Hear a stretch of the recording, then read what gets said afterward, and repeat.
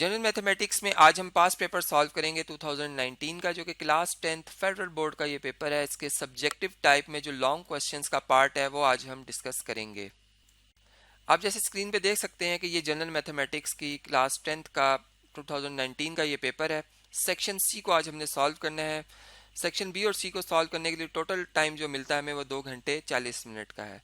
तो अब देखिए सेक्शन सी में टोटल जो लॉन्ग क्वेश्चन है वो 6 हैं और एक लॉन्ग क्वेश्चन के हमें मतलब जो है वो 6 मार्क्स मिलते हैं। हमने इसमें इन 6 में से 4 जो है लॉन्ग क्वेश्चन करने होते हैं, यानी हम मैक्सिमम 24 मार्क्स जो है हासिल कर सकते हैं। तो मैं आपसे ये तमाम जो 6 के 6 लॉन्ग क्वेश्चन है वो डिस्कस करूंगा one by one.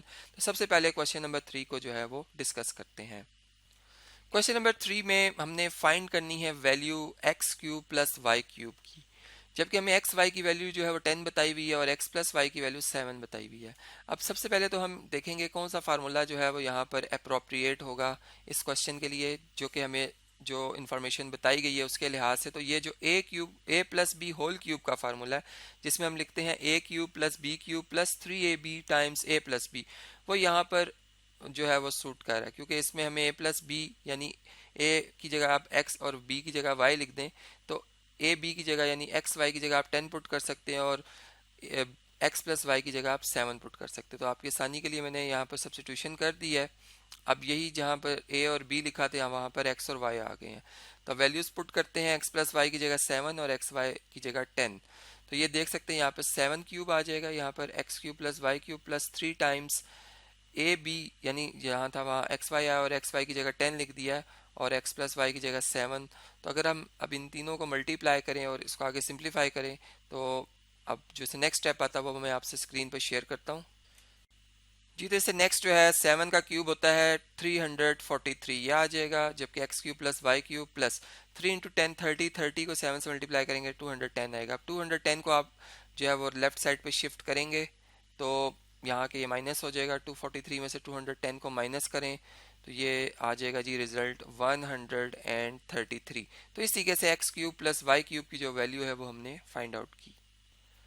Long question number 4 discuss करते हैं। सिंप्लीफिकेशन का क्वेश्चन है। इसमें हमने 3 टर्म्स हैं जो कि फ्रैक्शन फॉर्म में इन्हें ऐड और सब्ट्रैक्ट करके सिंप्लीफाई करना है। यानी फर्स्ट टर्म में A plus B over A square plus A B plus B square लिखा हुआ है। सेकंड जो टर्म है उसमें 1 ओवर ए माइनस बी और थर्ड टर्म जो है वो है minus A B over A cube minus B cube. तो इसे सिंप्लीफाई करना शुरू करते हैं, सोल्यूशन से स्टार्ट करते हैं। सबसे पहले जो फर्स्ट टर्म है उसमें मैंने यहाँ पर ऐसा किया है कि a माइनस बी से मल्टीप्लाई और डिवाइड किया है, न्यूमरेटर को भी डिनोमिनेटर को भी, इसलिए कि देखें अगर A square plus A B plus B square जब a माइनस बी से मल्टीप्लाई होगा तो ये फार्मूला बनेगा a cube minus B cube का। और अगर आप इस लास्ट टर्म को भी देखें तो इसमें भी a cube minus B cube लिखा हुआ है, इसको भी मैंने मतलब एक्सपेंड कर दिया या आप यूँ समझ लें इसका फार्मूला ओपन कर दिया, यानी a minus b into a square plus A B plus B square लिख दिया। जबकि जो मिड में टर्म आ रही है 1 ओवर ए माइनस बी इसको एज इट इज़ रहने दिया है। अब इसे नेक्स्ट स्टेप में जो लास्ट 2 टर्म्स हैं इन दोनों को आपस में मैंने सॉल्व किया है और इसमें मैंने मतलब ये देखा कि जो ये दोनों टर्म्स हैं इनमें a माइनस बी जो है वो कॉमन आ रहा है और A square plus A B plus B square वो अनकॉमन आ रहा है। तो यहाँ पर ये जो A square plus A B plus B square है 1 से मल्टीप्लाई हो जाएगा और चूंकि यहाँ पर जो डिवाइज़र वो सेम एलसीएम वाला है इसलिए A minus B as it is रहेगा और A minus B sorry minus A B और प्लस ए बी आपस में कैंसिल हो जाएंगे। इन मैंने यहाँ पर माइनस को पहले किया है सॉल्व और फिर एडिशन की तरफ मैं जा रहा हूँ। तो देखें अब हम इन्हें ऐड करेंगे तो ऐड करने के लिए एलसीएम लिया जाएगा डिनोमिनेटर का। अगर आप देखें तो सेम डिनोमिनेटर आ रहा है, उसको हम 1 टाइम लिख लेंगे, कॉमन आएगा, न्यूमरेटर्स जो है वो एज इट इज़ ऐड हो जाएंगे, यानी A square minus B square plus A square plus B square. तो बी स्क्वायर और माइनस बी स्क्वायर आपस में कैंसिल आउट हो जाएंगे और जो नेक्स्ट स्टेप आ रहा है वो अभी मैं आपसे स्क्रीन पर शेयर कर देता हूँ। तो नेक्स्ट स्टेप में सिर्फ ये होगा कि ए स्क्वायर ऐड होकर 2a स्क्वायर आ गया, जबकि नीचे मैंने फार्मूला को क्लोज कर दिया, यानी इसको a cube minus B cube की फॉर्म में लिख दिया। तो इससे ज़्यादा अब हम इसे सिंप्लीफाई नहीं कर सकते, तो यही इसका आंसर कहलाएगा। क्वेश्चन नंबर 5 की स्टेटमेंट है कि find 2 consecutive positive odd number such that the sum of their squares is equal to 130। यानी हमने 2 कंसेक्टिव मुसलसल आने वाले जो नंबर हैं जो कि मुस्बत होंगे, ऑड नंबर होंगे, ताक आदाद होंगे, उनको हमने फाइंड करना है, और वो इस तरह के नंबर हैं कि अगर उनके स्क्वायर्स का सम किया जाए तो आंसर 130 आता है। तो सोल्यूशन स्टार्ट करते हैं। सबसे पहले हम सपोज करते हैं कि x और x+2 जो है वो दो कंसेक्टिव पॉजिटिव ऑड नंबर्स हैं, यानी कंसेक्टिव ऑड ऑड नंबर्स हैं। यानी अगर हम यूं देखें कि x अगर फॉर एग्जांपल 3 होगा तो 5 उसके बाद आने वाला कंसेक्टिव ऑड नंबर है। तो मैंने, आप अगर देखें तो 3 में अगर आप 2 ऐड करें तो 5 आता है, इसलिए मैंने x में 2 ऐड किया है। ठीक है, और अकॉर्डिंग टू गिवन कंडीशन इनके स्क्वायर्स का सम कितना आ रहा है, 130 आ रहा है। अब स्क्वायर्स को ओपन करेंगे, यहाँ पे फार्मूला यूज करेंगे A square plus 2ab plus B square. ठीक है, इसे एक्सपेंड किया मैंने, और अब लाइक टर्म्स जो है उन्हें ऐड किया, जैसे एक्स स्क्वायर और ये भी एक्स स्क्वायर है, 2x स्क्वायर हो जाएगा, ये तीन मल्टीप्लाई होंगे तो 4x आ जाएगा, ये 4 है और ये 130 से शिफ्ट होगा माइनस 126 बन जाएगा। और पूरी इक्वेशन को 2 से डिवाइड करने के बाद x square plus 2x minus 63 equal to 0 आ गया है। अब आप इसको अगर स्टैंडर्ड क्वाड्रेटिक इक्वेशन के साथ कंपेयर करते हैं, जो कि है A X square plus B X plus C, तो हम इससे ए बी और सी की जो वैल्यू है बड़ी आसानी के साथ फाइंड कर सकते हैं और इसे फिर क्वाड्रेटिक फार्मूला में पुट कर सकते हैं। जैसे आप स्क्रीन पे देख रहे हैं कि ए की वैल्यू 1 आएगी, बी की 2 आ रही है और सी की माइनस 63 आ रही है। कंपैरिजन के बाद क्वाड्रेटिक फार्मूला होता है जी X equal to minus B plus minus under root B square minus 4ac whole divided by 2a। तो अब इनमें इनकी वैल्यूज को दर्ज करते हैं। बी की जगह 2 आ जाएगा और बाय नेगेटिव साइन तो minus 2 plus minus under root के अंदर 2 का square minus 4 into 1 into minus 63 और होल डिवाइडेड बाई 2 और a की जगह 1 आ गया। अब आप अगर इसे नेक्स्ट देखें तो x की वैल्यू क्या आ रही है जी, माइनस 2 प्लस माइनस 4 प्लस 252। चूंकि 63 को अगर आप 4 से मल्टीप्लाई करें 252 आता है और नेगेटिव इंटू नेगेटिव पॉजिटिव हो जाएगा। इस समय फर्दर इसको सिंप्लीफाई करें तो इन दोनों को ऐड करें 256 आता है, और 256 का अगर आप स्क्वायर रूट ले लेते हैं तो ये 16 आ जाता है। तो x की वैल्यू आ रही है x equal to minus 2 plus minus 16/2। आप इससे फर्दर सिंप्लीफाई करें तो यहाँ से हम दो आंसर ला सकते हैं, यानी एक दफ़ा माइनस 16 लिखें, एक दफ़ा प्लस 16 करें माइनस 2 में। तो यहाँ से तो अगर आप देखें तो ये -9 आ जाएगा आंसर, जो कि मतलब एक्सेप्टेबल नहीं है, क्योंकि हमें बताया गया था कि x जो है वो पॉजिटिव है। और दूसरी अगर एक तरफ सॉल्व किया जाए x को तो वो 14 आता है, चूंकि 16 में से 2 माइनस 14 का हाफ करेंगे 7 आ जाता है। तो यहाँ से ये दो वैल्यूज आई हैं। अब 7 एक्सेप्टेबल है और -9 जो एक्सेप्टेबल नहीं है। अब फर्दर जो कैलकुलेशन है वो भी मैं आपसे स्क्रीन पे शेयर करता हूँ जी। तो अब -9 और जैसे मैंने बताया x7 आ गया है। अब इसे फर्दर हम ये लिखेंगे कि रिक्वायर्ड नंबर पॉजिटिव था, इसलिए 7 एक्सेप्टेबल है। और अब चूंकि x दो ऑड नंबर कंसेक्टिव चाहिए थे तो 7 और 9 जो है वो रिक्वायर्ड नंबर आ जाएंगे। और इस तरीके से ये हमारा जो आंसर है वो आ गया है, ये क्वेश्चन कंप्लीट हो गया है। और अगर हम ये टेस्ट करना चाह रहे हैं कि हमारा ये आंसर ठीक आया है, 7 और 9 ठीक है, तो हम अपने गिवन जो क्वेश्चन है जो उसमें इक्वेशन बनी थी उसमें अगर इसको दर्ज करते हैं यहाँ पे, तो आप देख सकते हैं कि 7 का स्क्वायर 49 और 9 का स्क्वायर 81। तो 49 और 81 को ऐड करो तो 130 आता है, जो कि बिल्कुल दुरुस्त है। तो इस तरीके से हम अपने जो सोल्यूशन है उसको वेरीफाई भी कर सकते हैं। क्वेश्चन नंबर 6 सॉल्व करते हैं। इसकी स्टेटमेंट है कि solve the equations using the matrix inversion method. और इक्वेशंस जो गिवन है उसमें 3x minus 4y equal to 7 है और एक है 5x minus 7y is equal to 12। तो अब हम सबसे पहले तो इन इक्वेशंस जो गिवन हमें ये इक्वेशंस, इनको हम जो है वो मैट्रिक्स फॉर्म में लिखेंगे, यानी इनके कोफिशिएंट्स मैट्रिक्स बनाएंगे, वेरिएबल मैट्रिक्स बनाएंगे और कॉलम मैट्रिक्स बनाएंगे। सबसे पहले जो कॉलम बनेगा कोफिशिएंट मैट्रिक्स में, उसमें x के कोफिशिएंट आएंगे, सेकंड में y के कोफिशिएंट्स आएंगे, फिर एक्स वाई आएगा और यहाँ पर जो कांस्टेंट्स हैं वो आएंगे। इसको मैं करेक्ट कर देता हूँ कि यहाँ पर 3 आ रहा था, इसको मैं करेक्ट कर देता हूँ अभी आपके सामने जी। यहाँ पर 3 आ गया। तो अब इससे नेक्स्ट जो है, इससे नेक्स्ट हम ये देख रहे हैं कि जो कोफिशिएंट मैट्रिक्स है उसमें ये मैट्रिक्स जो है इसको हम कोफिशिएंट मैट्रिक्स ए से रिप्रेजेंट करेंगे, इसे हम एक्स कह देंगे, और इसे हम बी मैट्रिक्स कहेंगे और इसे एक्स कह देंगे। ठीक है, अब चूंकि इन्वर्जन मेथड में हम ये बात जानते हैं, यहाँ पर एक मैट्रिक्स इक्वेशन बन रही है, यानी ए एक्स इक्वल टू बी। चूंकि हम x फाइंड करने जा रहे हैं तो x इज इक्वल टू हो जाएगा a इनवर्स b, यानी कि a इनवर्स से हमने दोनों तरफ मल्टीप्लाई करना है। और चूंकि कम्यूटेटिव लॉ मैट्रिसेस में होल्ड नहीं करता, इसलिए a इनवर्स जो है वो लेफ्ट साइड पे आएगा b के। अब यहाँ पर ये क्वेश्चन मार्क बनता है कि ए इनवर्स एग्जिस्ट करता है या नहीं, क्योंकि अगर ये एग्जिस्ट नहीं करेगा तो फिर आप एक्स जो मैट्रिक्स है वो फाइंड आउट नहीं कर सकते। तो इसलिए यहाँ पर हम ये कहते हैं कि सबसे पहले ए इनवर्स फाइंड किया जाएगा, और ए इनवर्स के लिए जो इसका डिवाइज़र है, डिनोमिनेटर है, इसमें जो ए डिटर्मिनेंट है इसका ज़ीरो ना होना बहुत ज़रूरी है, क्योंकि अगर ये ज़ीरो हो गया तो मैट्रिक्स सिंगुलर हो जाएगा और फिर ए इन्वर्स एग्जिस्ट नहीं करेगा। तो यहाँ पर हम सबसे पहले ये बात बताएंगे कि ये इन्वर्स कब एग्जिस्ट करता है, जब ए डिटर्मिनेंट ज़ीरो नहीं होगा। तो इससे नेक्स्ट जो इसकी वर्किंग आ रही वो मैं आपसे शेयर करता हूँ स्क्रीन पे। अब हम ए का डिटर्मिनेंट फाइंड करेंगे। ए को डिटर्मिनेंट के अंदर लिख लेते हैं जी, ए मैट्रिक्स के एलिमेंट्स को, और सबसे पहले मेन डायगोनल को मल्टीप्लाई करते हैं और फिर सेकेंडरी को यानी नॉन डायगोनल को मल्टीप्लाई करते हैं और इनका डिफरेंस लेते हैं। तो उससे नेक्स्ट जो होगा स्टेप वो ये होगा कि 3 -7 से मल्टीप्लाई होकर -21 आ जाएगा, और 5 -4 से मल्टीप्लाई होकर -20, और ये माइनस मल्टीप्लाई होकर प्लस हो जाएंगे। तो ये -21 + 20 आएगा, जो कि इक्वल आ रहा है किसके, -1 के इक्वल आ रहा है।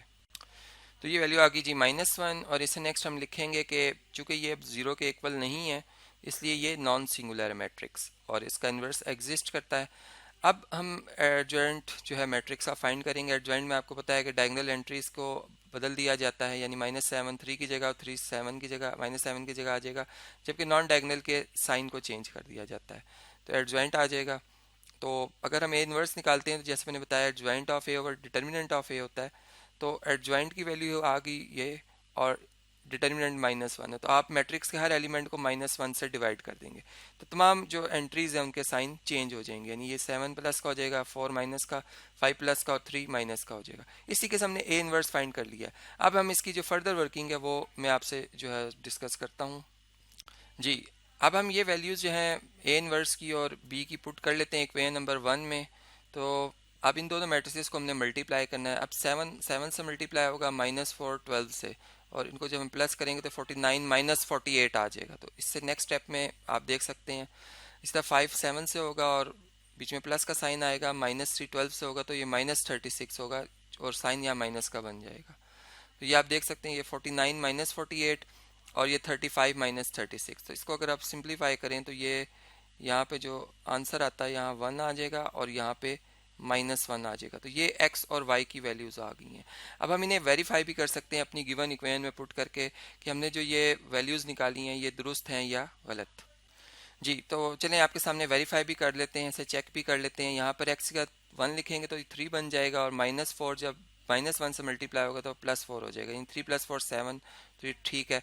इसी तरह 5 × 1 5 और -7 × -1 +7, तो 5 + 7 12, यानी कि ये वैल्यू जो हमने निकाली है ये वेरीफाई भी हो गया कि वो बिल्कुल दुरुस्त है। क्वेश्चन नंबर 7 डिस्कस करते हैं। Construct a triangle A B C in which measure B C side is equal to 4.6 centimetre, measure angle B is equal to 110 degree, measure A B side is equal to 5 centimetre, draw the perpendicular bisector of its sides.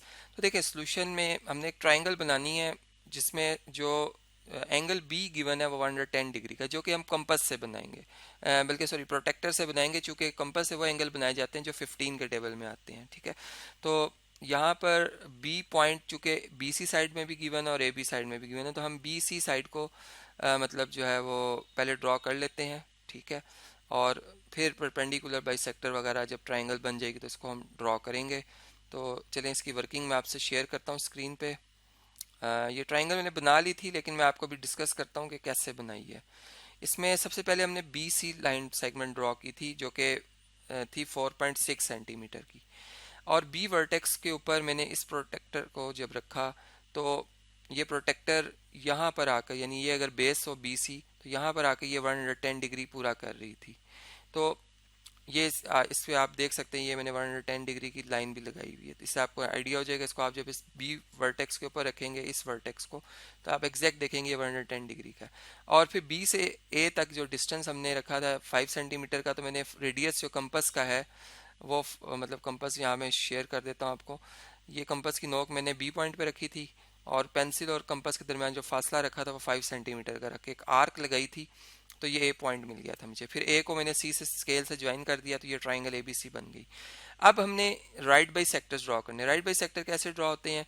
Right by sectors जो हैं वो अगर आपने B C का right by sector draw करना है तो आपने एक दफ़ा बी पॉइंट पे कंपास रखना है, इसका रेडियस बी सी की हाफ लेंथ से ज़्यादा ओपन करके आपने एक आर्क लगानी है, एक आर्क आपने बी सी से नीचे लगानी है। इसी तरह सी पॉइंट पे कंपास रखना है, ये वाली नोक यहाँ पे रखनी है, और पेंसिल की मदद से वही रेडियस जो आपने रखा था पहले, आर्क लगानी, जो ऊपर वाली आर्क को और नीचे वाली आर्क को कट करेगी। तो ऐसा ये दो पॉइंट जो मिलेंगे इनको आप आपस में ज्वाइन करेंगे तो ये right bisector B C का ड्रॉ होगा। सेम यही प्रोसेस ए और सी पे आपने अप्लाई करना है।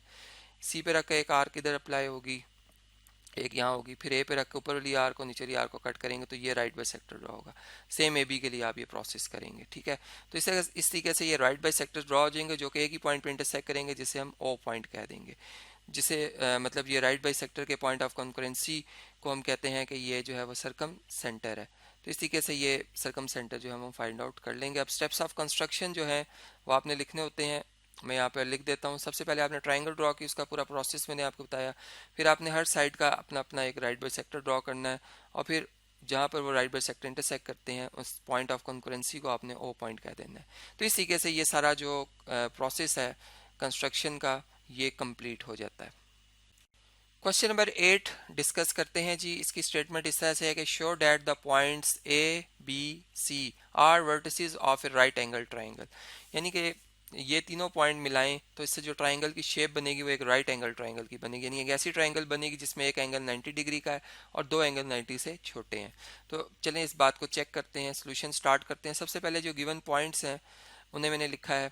ए का जो एक्स कोऑर्डिनेट है -1 है और वाई कोऑर्डिनेट 2 है। बी का एक्स कोऑर्डिनेट 7 है, वाई कोऑर्डिनेट 5 है। सी का एक्स कोऑर्डिनेट 2 है, वाई कोऑर्डिनेट -6 है। और डिस्टेंस फार्मूला जो होता है, अगर ए और बी कोई से दो पॉइंट्स हो उनके दरमियान डिस्टेंस का फार्मूला होता है कि square root of x2 minus x1 whole square plus y2 minus y1 whole square. इसे मैंने इक्वेशन नंबर 1 से रिप्रेजेंट किया। तो हम अब अगर डिस्टेंस निकालना चाह रहे हैं तो ए के जो x1 मतलब मीन्स के जो ए के कोऑर्डिनेट्स हैं x, उसको मैं x1 कह रहा हूँ और y कोऑर्डिनेट को y1 कह रहा हूँ, और b के x कोऑर्डिनेट को x2 कह रहा हूँ और y कोऑर्डिनेट को y2 कह रहा हूँ। तो वो वैल्यूज़ मैंने यहाँ पर दर्ज की हैं, ठीक है। तो अब अगर आप देखें तो इनको अगर हम सब्स्टिट्यूट करते हैं यहाँ पे तो सिंप्लीफाई करने से यहाँ पर आ जाएगा 7 माइनस x1 की वैल्यू -1 है तो 7 माइनस इंटू माइनस, तो ये 7 + 1 हो जाएगा, यानी कि ये बन जाएगा 7 + 1 होल स्क्वायर। और दूसरी तरफ 5 - 3 सॉरी 5 - 2 3 होता है, 3 का स्क्वायर। अब 7 + 1 8, 8 का स्क्वायर होता है जी 64 और 3 का स्क्वायर 9, 64 और 9 को ऐड करेंगे 73 आ जाएगा। इस तरह से हमने एक जो साइड है ए बी वो फाइंड की है। अब बाकी जो साइड हैं जैसे बी सी और ए सी, उनकी जो कैलकुलेशंस हैं वो भी मैं आपसे शेयर करता हूँ जी। तो बी सी के लिए भी सेम यही फार्मूला यूज़ होगा, जस्ट इसमें फ़र्क ये पड़ेगा जो बी के कोऑर्डिनेट्स आएंगे बी पॉइंट के, एक्स उसको हम x1 कहेंगे और y को y1 कहेंगे, और जो c के x कोऑर्डिनेट हो गए उसको x2 कहेंगे और y कोऑर्डिनेट को y2 कहेंगे। इनकी वैल्यूज़ दर्ज करेंगे, जैसे 2 - 7 का स्क्वायर -5 का स्क्वायर 25 होगा और -6 -5 ये बनता है -11, इसका स्क्वायर हो जाएगा प्लस में +21, चूँकि नेगेटिव का स्क्वायर पॉजिटिव होता है। तो ये आंसर आ जाएगा हमारे पास 146। सेम ए सी की जो कैलकुलेशन है वो भी शेयर करता हूँ। एसी के लिए भी हमने सेम वही फार्मूला यूज़ करना है, जस्ट ए का जो कोऑर्डिनेट है वो x1 और y कोऑर्डिनेट जो एक होगा वो उसको y1 कहेंगे, और c का जो x कोऑर्डिनेट होगा उससे x2 कहेंगे, और y कोऑर्डिनेट जो होगा c का उससे y2 कहेंगे। इनकी वैल्यूज़ दर्ज करते हैं, इनको सिंप्लीफाई करेंगे। ये माइनस जब दो दफ़ा आता है तो प्लस हो जाता है मल्टीप्लाई होने के बाद, तो 2 + 1 3, 3 का स्क्वायर 9 और -8 का स्क्वायर 64 पॉजिटिव में आएगा। तो ये इसे हम सी इक्वेशन कह देंगे। ए सी की वैल्यू आई है √73। अब हमने ए बी और सी जो तीन इक्वेशंस फाइंड की हैं, यानी A B side, B C side और ए सी साइड, अब इनके स्क्वायर्स करते हैं और चेक करते हैं कि आप पैथागोरस थ्योरम अप्लाई हो जाता है। अगर हो जाता है तो इसका मतलब है कि ये तीनों पॉइंट जो हैं वो राइट एंगल ट्राइंगल बना रहे हैं जी। मैंने ए बी और सी जो तीनों इक्वेशंस थी इनके स्क्वायर्स किए, तो ये ए बी का स्क्वायर 73 आया, बी सी का स्क्वायर 146 और ए सी का स्क्वायर 73। अब आप देख सकते हैं कि 73 और 73 ऐड करो तो 146 आता है। मीन्स कि हम ये कह सकते हैं कि जो पैथागोरस इक्वेशन है यानी हाइपोटेन्यूज स्क्वायर इक्वल होता है base square plus perpendicular square के, वो सिर्फ और सिर्फ राइट एंगल ट्राइंगल में ही पॉसिबल है। तो इसका मतलब कि जो यहाँ पर इक्वेशन है सेटिस्फाई हो रही है, और हम कह सकते हैं कि जो ये वर्टिसेस हैं ये राइट एंगल ट्राइंगल के हैं। तो इस तरीके से जो ये शो करना था रिजल्ट वो यहाँ पर प्रूव्ड हो गया है।